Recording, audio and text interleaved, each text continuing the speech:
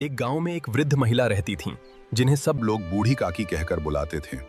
उनके पति और बेटे बेटियां पहले ही इस दुनिया से जा चुके थे। अब उनका कोई अपना नहीं था। उनकी आंखें कमजोर हो चुकी थीं, शरीर भी बूढ़ा हो गया था और चलने फिरने में भी कठिनाई होती थी। अब उनका सहारा केवल उनका भतीजा बुद्धिराम था। बूढ़ी काकी के पास अच्छी खासी जमीन और जायदाद थी। बुद्धिराम उनकी खूब सेवा करता था। उनके भतीजे बुद्धिराम ने, काकी आप चिंता मत किया करो, मैं आपका बेटा हूँ, जीवन भर आपकी सेवा करूंगा। उन्हें विश्वास दिलाया कि वह जीवन भर उनकी देखभाल करेगा। इसी भरोसे में आकर बूढ़ी काकी ने अपनी सारी संपत्ति बुद्धिराम के नाम लिख दी।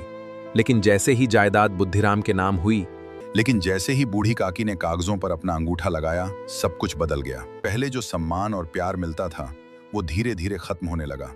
अब बूढ़ी काकी को खाना भी नहीं मिलता था। घर में उनकी उपेक्षा होने लगी। जिस घर को उन्होंने अपनी जायदाद सौंप दी, आज उसी में वो रोटी को तरस रही हैं। बहू, कुछ खाने को दे दो, बहुत भूख लगी है। बुद्धिराम की पत्नी रूपा स्वभाव से कंजूस थी।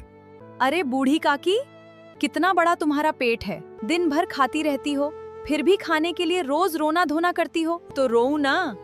तुम लोगों ने मेरी सारी जायदाद अपने नाम करा ली है और खुद रोज रोज अच्छा खाना खाते हो।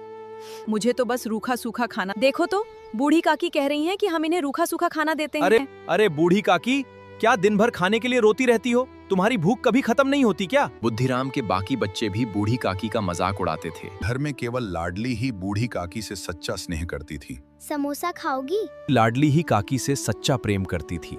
वो अपनी मिठाई उन्हें चुपके से खिला देती थी। बूढ़ी काकी भी लाडली को बहुत प्यार करती थी। एक दिन बुद्धिराम के बड़े बेटे मुखराम के तिलक का समारोह था। आंगन में हलवाई स्वादिष्ट पकवान बना रहे थे। उस दिन जब पूड़ियों की सुगंध उनकी कोठरी तक पहुंची तो उनका मन बेचैन हो उठा। बूढ़ी काकी बार बार देखती कि शायद अब कोई उन्हें बुलाने आएगा, लेकिन कोई भी उनकी ओर ध्यान नहीं दे रहा था। भूख से व्याकुल बूढ़ी काकी बार बार दरवाजे की ओर देखती और सोचती कि शायद अब कोई उन्हें बुलाने आएगा, परंतु इंतजार बढ़ता ही जा रहा था। काकी बहुत वृद्ध हो चुकी थी। उनके हाथ पैर जवाब दे चुके थे। आंखों की रोशनी भी लगभग चली गई थी। अब उनके जीवन में एकमात्र सहारा भोजन का स्वाद ही रह गया था। जब भी घर में कोई अच्छा पकवान बनता, उनका मन उसी में लग जाता था। उस दिन जब घी में तली जा रही पूड़ियों की सुगंध उनकी कोठरी तक पहुंची तो उनका मन बेचैन हो उठा। वे मन ही मन सोचने लगी, आह, कैसी सुगंध है, कितनी स्वादिष्ट पूड़ियां बन रही होंगी, लेकिन अब मुझे कौन पूछता है। ये सोचकर उनकी आंखों में आंसू आ गए। उनका दिल भर आया। वे चुपचाप बैठी रहीं। पूड़ियों की महक उनके धैर्य को तोड़ रही थी। उनके मुंह में बार बार पानी भर आता। काकी ने सोचा, से भूख लगी है, अभी तक कोई खाना लेकर नहीं आया। लाडली भी पता नहीं कहाँ है, सब मुझे भूल गए हैं। बूढ़ी काकी ने सोचा, क्यों न जाकर देखूं, शायद पूड़ियां मिल जाएं। वे कोठरी से बाहर निकलीं। बहुत कठिनाई से वे हाथों के बल सरकते हुए अपनी कोठरी से बाहर निकलीं और धीरे धीरे रसोई के पास पहुंच गईं। भूख और लालसा से भरे मन के साथ बूढ़ी काकी फिर से रसोई के पास आकर बैठ गईं। उस समय रसोई के काम में व्यस्त थी। मेहमानों के लिए भोजन तैयार किया जा रहा था। अचानक उसकी नजर कढ़ाई के पास बैठी बूढ़ी काकी पर पड़ी। उसे बहुत क्रोध आया। वो सोचने लगी, अभी भगवान को भोग भी नहीं लगा है। अभी भगवान को भोग भी नहीं लगा है और इन्हें अभी से खाने की पड़ी है। क्या कोठरी में दम घुटता था? अभी मेहमानों ने खाना भी नहीं खाया और आपको धैर्य नहीं हो रहा। लोग क्या कहेंगे? रूपा के कठोर शब्द तीर की तरह काकी के दिल में चुभ गए। लोग क्या कहेंगे? यही कहेंगे कि हम बूढ़ी औरत को भरपेट खाना नहीं देते। कोठरी में पहुंचकर वे स्वयं को ही दोष देने लगी। गलती मेरी ही है। मेहमानों से पहले कोई कैसे खा सकता है? उन्हें विश्वास था कि भोजन के बाद कोई न कोई उन्हें बुलाने जरूर आएगा, लेकिन समय बीतता गया और कोई नहीं आया। काफी देर बाद भूख फिर असहनीय हो गई। घी और मसालों की खुशबू उन्हें बार बार बेचैन कर रही थी। आखिर वे फिर से अपनी कोठरी से बाहर निकली और आंगन की ओर सरकने लगी। इस बार मेहमान भोजन कर रहे थे। जैसे ही लोगों ने काकी को देखा, कुछ लोग आश्चर्य से बोल उठे, अरे ये बुढ़िया यहाँ कैसे आ गई? तभी पंडित बुद्धिराम की नजर उन पर पड़ी। उन्हें बहुत शर्म और क्रोध आया। वे तेजी से आगे बढ़े और उन्हें वापस कोठरी में ले गए। फिर उन्हें अंदर छोड़ दिया। काकी की सारी आशाएं टूट गईं। काकी की सारी आशाएं टूट गईं। अब उन्हें लगने लगा कि शायद आज उन्हें कोई भोजन नहीं देगा। उनकी आंखों से आंसू बह निकले।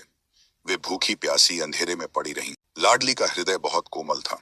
जब उसने देखा कि काकी को बार बार डांटा और घसीटा जा रहा है तो उसका दिल दुख से भर गया। वह सोचने लगी, काकी ने ऐसा क्या अपराध किया है, उन्हें थोड़ा सा भोजन ही तो चाहिए। जब लाडली को खाना परोसा गया तो उसने अपने हिस्से की सारी पूड़ियां नहीं खाईं। वो चुपचाप उन्हें अपनी फ्रॉक के कपड़े में छिपाकर रख लिया। उसका इरादा था कि रात में सबके सो जाने के बाद वह पूड़ियां काकी को दे आएगी। रात धीरे धीरे गहरी होती गई। घड़ी में लगभग 11 बज गए। आंगन में सभी लोग सो चुके थे, लेकिन लाडली की आंखों में नींद नहीं थी। उसे केवल काकी की चिंता थी। जब लाडली को विश्वास हो गया कि उसकी मां सो चुकी है तो वह धीरे से उठी। उसने अपनी गुड़िया की पिटारी उठाई और दबे पांव काकी की कोठरी की ओर चल दी। कोठरी में बूढ़ी काकी भूखी और उदास पड़ी थी। अचानक उन्हें एक मीठी आवाज सुनाई दी। काकी, उठो, मैं पूड़ियां लाई हूं। काकी ने तुरंत लाडली की आवाज पहचान ली। वे खुशी से उठ बैठी। उन्होंने लाडली को गोद में बिठा लिया और प्यार से उसके सिर पर हाथ फेरने लगी। लाडली ने पिटारी खोलकर पूड़ियां निकाल दी। काकी ने पूछा, बेटी क्या तुम्हारी अम्मा ने भेजी हैं? लाडली ने मुस्कुराकर कहा, नहीं, ये मेरे हिस्से की हैं। यह सुनकर काकी की आंखें भर आईं। उन्होंने तुरंत पूड़ियां खाना शुरू कर दिया। कुछ ही मिनटों में सारी पूड़ियां समाप्त हो गईं, लेकिन उनकी भूख अभी भी शांत नहीं हुई थी। दादी, पेट भरा? नहीं बेटी, अभी भी बहुत भूख लगी। थोड़ा सा और पूरियां लेकर आ। नहीं दादी, घर में और पूरियां नहीं हैं। फिर बूढ़ी काकी निराश हो गईं। उन्होंने लाडली से कहा, बेटी, मुझे वहाँ ले चलो जहाँ मेहमानों ने भोजन किया था। शायद वहाँ बचा कुचा फेंका हुआ पूड़ियां और मिठाइयां मिल जाएं। मासूम लाडली उनका आशय नहीं समझ सकी। वह उनका हाथ पकड़कर उन्हें जूठे पत्तलों के पास ले गई। वहाँ पूड़ियों के छोटे छोटे टुकड़े बिखरे। भूख से व्याकुल बूढ़ी काकी उन टुकड़ों को चुन चुन कर खाने लगी। यह दृश्य अत्यंत हृदय विदारक था। एक ऐसी वृद्ध महिला जिसने अपनी सारी संपत्ति परिवार को दे दी थी, आज झूठे पत्तलों से भोजन ढूंढ रही थी। उसी समय रूपा की नींद खुल गई। लाडली कहाँ है? यहीं तो सो रही थी। आंगन में पहुंचते ही रूपा की नजर बूढ़ी काकी पर पड़ी। जूठे पत्तलों से पूड़ियों और मिठाइयों के टुकड़े चुन चुन जब उसने यह दृश्य देखा तो उसका हृदय कांप उठा। वह स्तब्ध रह गई। उसकी आंखों से आंसू बहने लगे। उसे अपनी निर्दयता का एहसास हुआ। वह सोचने लगी, हाय, मैं कितनी कठोर हूं। जिनकी संपत्ति से हमारा घर चल रहा है, आज वही झूठे पत्तलों से भोजन चुन रही हैं। मैं कितनी पापी हूँ। मैंने एक बूढ़ी महिला को इतनी तकलीफ दी। हे भगवान, मुझे माफ कर रूपा दो। तुरंत उठी। उसने भंडार खोला। एक बड़ी थाली में पूड़ियां, कचौरियां, मिठाइयां, दही, सब्जियां और अन्य व्यंजन सजाए।